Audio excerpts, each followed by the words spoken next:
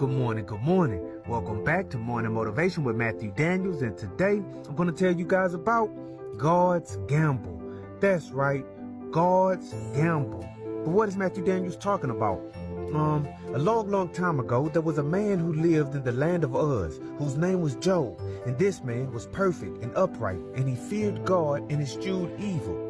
One day, for some reason, God was having a conversation with Satan, and he said, "Hast thou considered my servant Job, that there is none like him in the earth, a perfect and upright man, one that feareth God and escheweth evil?" Satan replied by implying that Job was only faithful to God because of the blessings of protection, wealth, and family that God had given him.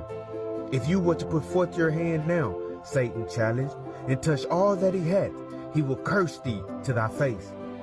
God then placed stipulations on the level of harm that Satan could bring to the righteous Job, but God allowed him to touch all that Job had. Quickly, Satan went off to try and break Job's love for righteousness and Job's love for God. First, Satan whispered in the ear of the Sabians and persuaded them to murder the servants of Job and take away his oxen and asses. Next, Satan caused fire to fall from heaven and consume Job's sheep and the servants of Job who tended them. Then Satan convinced the Chaldeans to kill more of the servants of Job and take away his camels as well.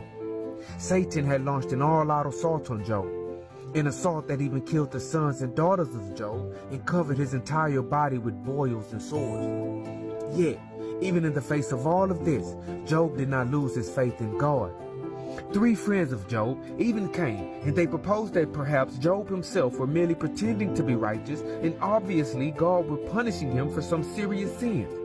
Job and his friends debated what God was doing, and they all had different explanations for why God did to Job what he did, but neither of them assumed that it was a gamble. Finally, growing tired of hearing them speak on his behalf and being wrong, God manifested before them in the form of a whirlwind. "Who is this that darkeneth counsel by words without knowledge?" God called out. "Gird up now thy loins like a man, for I will demand of thee, and answer thou me." God then proceeded to ask them questions about the moments when he created the heavens and earth.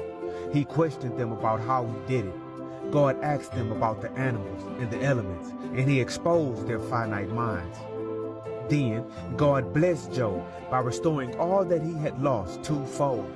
And God blessed the latter end of Job more than his beginning. And so, the morning motivation of today is God's gamble. Sometimes the thing which God has planned for us is connected to a plan that is too big for our human minds to comprehend. All we can do at times is be righteous and maintain our faith in God, regardless of how hard we seem to have it. Perhaps our struggles were planned when God created the very mountains, and they cannot be changed. However, the purpose of those struggles isn't to struggle. The purpose is to bless you. So do good today and hold on to your faith, and you will overcome. And I know you can do this. Why? Because you are awesome, you are amazing, you are wonderful, and you are great. And you are going to change the world. I just hope I'm still alive to see it, family. I'm out. Good morning.